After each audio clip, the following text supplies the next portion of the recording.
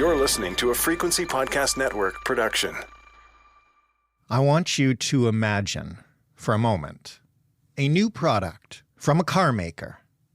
A new sedan from Volkswagen, a new truck from Ford, or a new, normal, regular car of some sort from Honda. Now, I want you to imagine a major American business news channel breaking into its regular programming to breathlessly cut to the president of Ford or Honda or whatever, triumphantly jumping out of this new car, arms raised above his head in triumph, and this being national breaking news. It's not that far-fetched. Because we are getting our first pictures now of this delivery in Austin of the very first Cybertruck. And as you see Elon Musk there. Phil, you want to talk about what we're witnessing here? It's 2 years later than expected, but nonetheless, a pretty big moment here. Okay, fine. It's fun to hate on the Cybertruck and on Tesla CEO Elon Musk. But as much as Musk's recent antics have raised concerns and prompted mockery, and as much derision as the design of the Cybertruck has received, Tesla still leads the world in electric vehicles by an unbelievable amount. Some would say an unsustainable amount, but still, right now it's all theirs. Today, those of us who hope that electric vehicles will replace fossil fuel-powered cars and play a role in leading us out of the climate crisis, we still depend heavily on Tesla and on Elon Musk. But for how much longer? What will 2024 bring for Tesla, for its owner, for the electric vehicle market, and especially for Canada, a country that faces more challenges than most when it comes to making electric vehicles a viable alternative? I'm Jordan Heath Rawlings. This is The Big Story. David Booth is Driving senior writer, as well as the producer of both Driving.ca's Driving into the Future panels and Motormouth podcasts. Hey, David. How you doing? I'm doing well. Why don't you, for people who aren't into the weeds on the future of electric vehicles and Tesla in particular, and just because it's a wild little vehicle, describe it for us. For somebody who's never heard of a Cybertruck, what would you tell them it looks like? George Jetson meets Ford F-150. You know, I mean, if you were in the 50s trying to imagine what the pickup truck of the 2040s would look like, I'm guessing it would look a lot like the Cybertruck. It's, you know, angular, it's stainless steel. I'm not sure it's supposed to appeal to. I can't see very many traditional truck loyalists going for it. I see a substantial number of loyal Tesla owners deciding to either buy that instead of, say, a Model S, or perhaps in addition to a Model S. It's different. It is that. Yeah, 3 years ago when it was introduced, its differentness was seemingly more accepted than it is now. That goes against most norms because, you know, time goes by, we normally get more accustomed to odd things. But how much of that is due to the perception of Elon Musk 3 years ago versus now? Oh boy, how long do you have? We got time. Yeah, that's at least part of the deal. Mind you, when you think about it, the perception of him is now that he's gone pretty far to the right. And who do we associate with? Pickup truck buyers, people who are pretty far to the right. So it's a matter of building an audience by doing these political machinations for the Cybertruck, or making it worse. I don't know. I won't linger on the politics of Elon Musk because, as you say, could fill an entire podcast. It's not what this discussion is about. Here we're talking about the year to come, which is, I think you would agree, a critical one for electric vehicles? Absolutely. And, you know, the problem with electric vehicles, like almost every subject in our society today, is that it's so polemic. It's either yes or no. It's either they're great or they're the worst things that ever happened in the world. So, you know, you either say that EVs are going to continue their rapid trajectory and increased growth, and they're going to take over even sooner than the 2035 mandate, or you say they're going to slow down and they're going to tank. And the reality is, and it's so very difficult to explain this to people, and it doesn't make, I guess, for exciting news, but it's going to be somewhere in between. The rate of increase of sales of EVs has slowed down.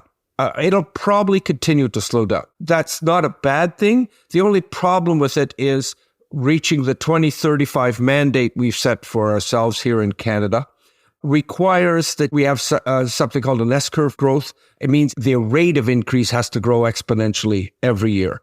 And, that's probably not going to happen. So there's neither doomsday nor should there be dancing in the streets. So how has Tesla as a brand evolved over the past year? Because, again, as a leader in the market, a lot of this rises and falls with them. I would say the really number one story is that it has continued its market share dominance, perhaps not as much as before, but retained a significant, perhaps even surprising amount of that market share dominance, but it has sacrificed its profitability significantly. The average transaction price in North America of a Tesla a year ago, or a little more than a year ago now, was probably about $60,000 US. It's now $50,000 US. And as we all know, the Model Y and the Model 3 have dropped amazingly in prices. And that's why they've continued to sell like hotcakes, and he's kept his market share. The one thing that everybody should note is that a lot of this is attributed to Musk and Tesla's brilliance. At least a portion of it is because they get about $2 billion US a year in EV credits that other companies have to buy for them because they haven't met various state and provincial mandates. And that works out to about a little over $1,000 a car they sold. So that lets them still retain at least some profitability while being able to really cutthroat their competition. So you can imagine they get $1,000 a car, and the competition has to pay about $5,000 for a car for EVs they can't produce or sell in enough numbers. That creates a huge advantage and allows for much of this price competitiveness that Tesla now has. How close is that to changing? How fast are other companies moving on this? And will we see in 2024 a shrinking of that dominance? Nobody can keep up having 70 or 60% dominance. GM once had that kind of dominance, and that had to shrink. It's a matter of what's the stasis point. Right now, there's Tesla at 50% to half the market and everybody else at the other half. That's not sustainable. Neither is it as if they even have only 40% and everybody else is fighting for the last 60%. That's not sustainable either. All the manufacturers and all the models can't be sustainable if they're only selling 10 or 15,000 units each. So I'm not sure that it's going to be a banner year for any EV makers. Canada is one thing. We're doing pretty good. The American EV sales are really doing much worse. And, for many traditional legacy automakers, the inventory days, the days from inventory to sale in the United States are twice as much for the typical legacy EV as for one of their own ICEs. Why is that? Do you want the straight answer? Yeah. People don't want them nearly as much people claim they do. There's lots of reasons for that. The average price, now I'm going to switch to Canada. The average price in Canada of an EV is $73,000. I will tell you that's why we don't have one. I would love to have an electric vehicle, but there's no way I'm affording one. Yeah, well, to put that into numbers for you, $73,000 is what the average EV costs. The median after-tax household income of a Canadian family of four is $68,000. Median means there's half of the people are living below that line, okay? That's half of the people who can't even get close to buying an average EV. When you factor in the myth of the $30,000 or US dollars or 36 or 37,000 Canadian dollar EV that's supposedly always around the corner. GM was supposed to have one this year. They won't have one until at least 2027, they say. I say 2030. When you're looking for the average family, looking for an EV equivalent for the Honda Civic that they buy when they're trying to get a long-term, reliable, one-car family transportation, there are no EVs. So that's a huge roadblock. And, range anxiety, despite everything you read, is real. It is real. It's not for everybody. Not everybody who, like a lot of the owners, I'd say the vast majority of owners who currently have an EV don't suffer range anxiety. But the people that are not buying an EV, like myself, it is precisely because of range anxiety. They don't fit my driving habits at all. So, range anxiety is real. There's high interest rates. Gas is not expensive, relatively. The conditions are not absolutely perfect for the rapid growth that many in the industry claim. You mentioned at the beginning of this conversation Canada's 2035 targets. Maybe if you could just quickly give us an assessment of what those targets are, and more importantly, where are we right now entering this year in terms of EV market penetration compared to that target? That's a fairly large subject. So nationally, if you include PHEVs and BEVs, that's battery electric vehicles and plug-in hybrid electric vehicles, we're around 12%. By 2026, we have to be 20%, and 60% by 2030, and then full on 100% by 2035. One of the big issues is how diverse the adoption has been. So I'll give you for instance, Quebec and BC have provincial subsidies that go on top of the federal $5,000 subsidies. I mean, you can get $12,000 off a BEV in Quebec. So in Quebec, it's the penetration is just below 20. In BC, it's just above 20. In Alberta, and I think for most of the prairies, it's barely above 3. Right. So right off the bat, what are you going to do? Like maybe, I don't think so, but maybe Quebec and BC could get close to 100% by 2035. The chances of Alberta doing so are, honestly, they're nil. I mean, I'd say virtually nil, but they're nil. How could the government make it easier for more people to make the decision? Obviously, there's a long way to go. And in particular, since you spoke about two things, there's the cost and there's the range anxiety. How much control does the government have over either of those things if they want to meet their targets? Well, cost-wise, that's a very interesting question. They're too expensive. And despite, again, what some people have said, battery costs went down. They used to be $1,000 a kilowatt hour. Now they're about $150, $160 US. Except in China, that hasn't decreased lately. And it's going to be pretty tough. When you buy more stuff and you need more mines and you need more material, the laws of supply and demand don't say that price of that material is going to go down, right? Mm-hmm. So it's tough to see how the manufacturers can make them less costly unless they give us inferior batteries, which may be a solution or not.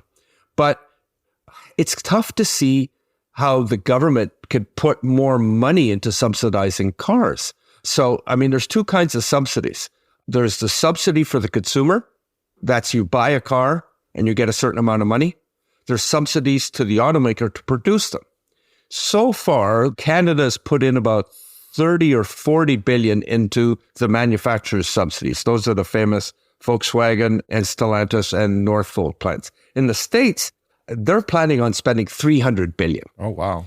And in the States, it's the numbers in something called the Inflation Reduction Act, which I broke the story about 14 months ago. The numbers are just, every time I look at them, they blow my mind. And basically, if you build a battery in the States or in Canada, because we're trying to match them, every battery somebody makes goes, like if Chevrolet makes a big 100 kilowatt hour battery, it can go out the door with $4,500 in subsidies. Every single one they make. They're paying, the governments, either American or Canadian, are paying for 1/3 of the cost of every battery that goes in every car. So on top of that, in the States, the consumers get $7,500 which is about $10,000. So there's absolutely nothing the American government, I mean, they're putting roughly about $12,000 into every electric car that they're moving. In Canada, it's less, depending on which manufacturer. But anybody who buys a BEV gets $5,000 from the federal government. If you're buying in Quebec, you can get up to $8,000, I think. And in BC, it's either $4,000 or $5,000. Add it all up, it's significant money. And that's why all the sales are there. Ontario doesn't have a provincial subsidy. So I suppose that's one way the province here could help it. But it really comes down to dollars and cents. And the fact is, can we afford to subsidize every EV until every one has one? And I don't think we can. I don't think we have enough money. I don't think our economies can sustain that. So my guess is that unlike this consumer and manufacturer subsidy, I think the best thing that the government could do would be to direct all their monies to infrastructure. Get rid of range anxiety and then see if the market does switch, as everybody says, to electric vehicles because they're a superior technology. I mean, at some point in time, we're going to have to let the market decide. My analogy would let the child go to university by himself. We can't hold his hand all the time.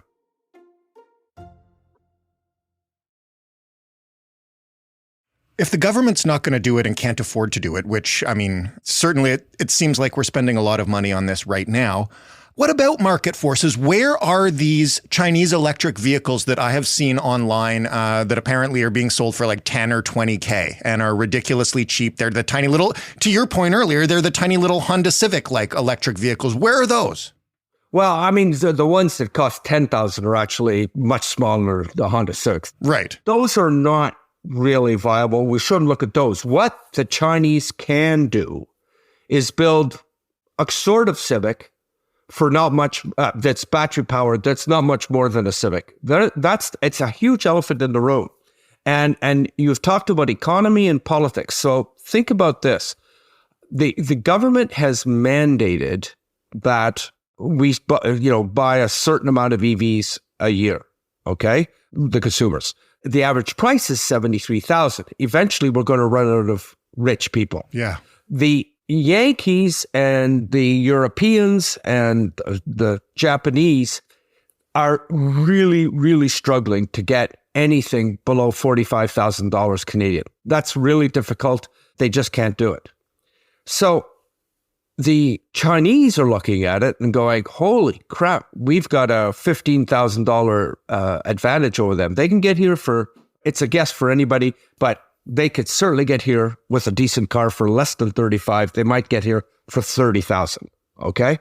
So one of the byproducts of this EV mandate is once we get past 2026 or 2027, where I think the threshold of all the luxury buyers are is around 20 to 25%, there's going to be not enough rich people to sustain the growth. And there won't be any cheap electric vehicles that are decent, fully functioning cars. And China's we'll be easy pickings. And basically, the biggest worry I would tell you in the industry is that the EV mandate could sacrifice our auto industry because it'll just make the Chinese cars impossibly attractive to resist. And that's not a good thing. I should note that they'd already be here, except that in the US, they have a 27.5% tariff on Chinese cars. Mm-hmm. And because automakers generally don't come to Canada without first setting shop in the US, they've resisted it. But the Americans don't have an EV mandate. We do.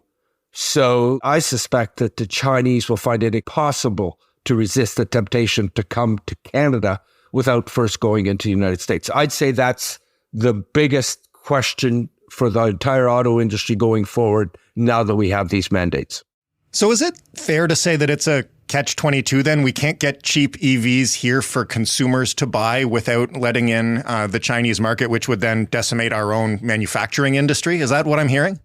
Pretty much exactly. Like decimate might be a strong word. Okay. But it would definitely hurt a lot. Everybody I talk to, from manufacturers to various automaker agency groups, this is the number one topic. It's a problem, especially, and it should be a problem for our government.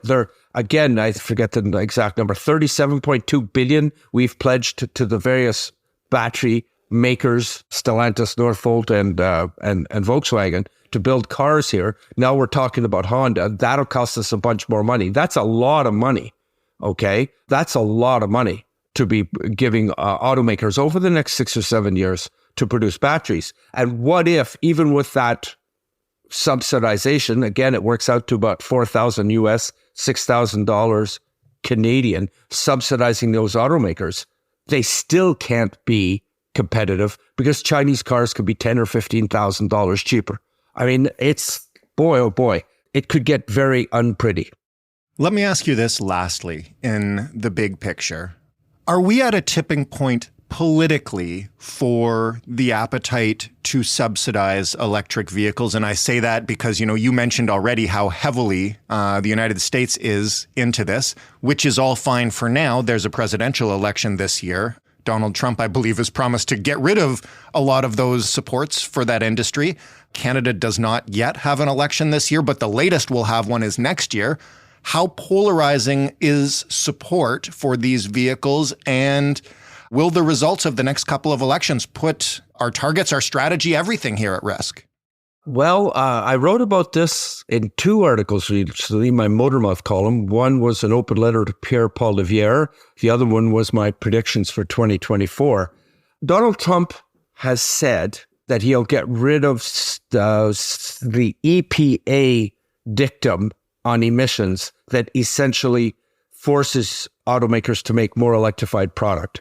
I'm pretty sure he would also get rid of the consumer subsidy, that's $7,500 that goes to the consumer. What I'm pretty sure he will keep is that Inflation Reduction Act, $4,500 per battery. It's more, it can vary, but I'm using an average number. Mm-hmm. And the reason why is because pretty much all the states where those battery plants are going up, and they are going up rapidly, are either in loyal GOP states or swing states that he hopes to win in an election. I can't see him cutting those subsidies out. It'd be throwing the baby out with the bathwater. I'm not a fan, probably normal for a Canadian. I don't even think he's that smart, but he is cunning. And the one thing he knows better than anybody is how to activate his base. I can't see him cutting off his base. Here in Canada, oh, that's a tougher question. I wrote an entire letter about it, as I said, to Pierre-Paul Livière. His mandate, or his base, requires him seemingly to trash anything that has Justin Trudeau's hands on them. Yeah. So that would be the EV mandate. Rumors are he's looking at a way to get rid of it. Rumors are also that he might resort to an emissions standard rather than a ZEV mandate. That's cut the tailpipe emissions enough that you sort of have to make a BEV. I counseled him not to do that because, frankly, he or pretty much any government is not smart enough to come up with a program that the automakers can't get around. My conclusion was that what he should do is change the EV mandate to an electrification mandate and add regular hybrids into the equation. He can sell it. It makes a good soundbite. Everybody trusts hybrids in Canada. There's a large loyal following, and yet he doesn't completely alienate those that truly believe in cutting emissions from cars and also that electric cars are the savior. So, I mean, it looks like he's going to be the next prime minister. I hope we don't get the same polemics that they do get in the States, where they're just destroying something because somebody else's name is on it. Is there one thing that you'll be watching for in the first half of this year that will give you a sense of where we are going this year? Yeah, there is one thing, and it'll seem picayune and arcane, but it's really important. Everybody thought that EVs are basically being bought by rich, lack of a better word, downtown elite. Sure. And it is true. Like in Vancouver, it's 20%. It's a little more, I think, in Montreal. Toronto's much less. There's no subsidies. What really, really struck me is that Vancouver, 20%, is not anywhere near the top community in British Columbia for EV adoption. Around the country, the most startling demographic I saw this year was that it's suburbanites, basically, that are buying a large number of EVs. Pretty much in any suburb you can mention in Toronto, Montreal, or Vancouver, the market penetration for EVs is about 2 times higher than it is in Vancouver or in the big city. So in other words, Vancouver's at 20%, Coquitlam's at 40%. St. Lambert in Montreal, or near Montreal, is at 42%. Montreal's at 21%. Rough numbers, okay? And that's because they're just doing like a fleet operator decision. It's what everybody calls TCO, total cost of ownership. They look at the cost of the car. Both those provinces are subsidizing them. Then look at cheap electricity charged at home. They make sure that their daily commute, which they do 5 days a week, is well within the parameters of the range. And so they save a ton of money compared to gas. And they never have to use a DC fast charger. So there's no range anxiety. It's the perfect marketplace for an EV. Right. The issue I have is they're getting full up. I mean, those are usually 2-car families. Typically, they'll have one EV and one hybrid, gas-powered or something for a long trip. Once they get filled up, and, once the downtown cores get to, say, 25%, there's a lot of poor people in downtown cores as well. Those 2 markets will be filled. That's all the low-hanging fruit. That's the low-hanging fruit. And that suburbanite business model, it's a business model. It's not really a driving style. They've literally looked at it like a business model. It's not transferable to Red Deer, Alberta, or North Bay, Ontario, or my hometown sits in Quebec, okay? And we're not seeing the big numbers from those places. And so what's the third step now? It was early adopters. Now it's the high milers. What's the third step? The future of what that third step is will determine whether we get the rapid growth that we're being promised by politicians and proponents alike, or whether we'll face a little bit of the stalling like they're having in the United States. So honestly, that's the number one thing I'm looking at. David, thank you again. This was fascinating. Thanks very much for having me. David Booth, senior writer at Driving.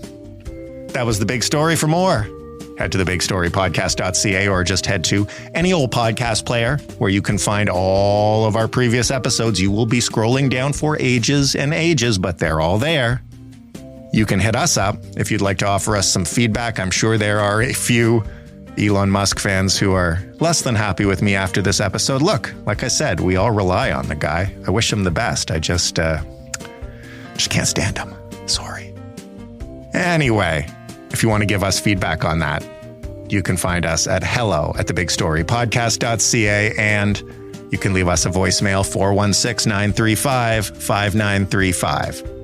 The Big Story, as I mentioned, is in every single podcast player. If you've got a smart speaker in your home or your car or wherever you are, you can ask it to play the Big Story podcast.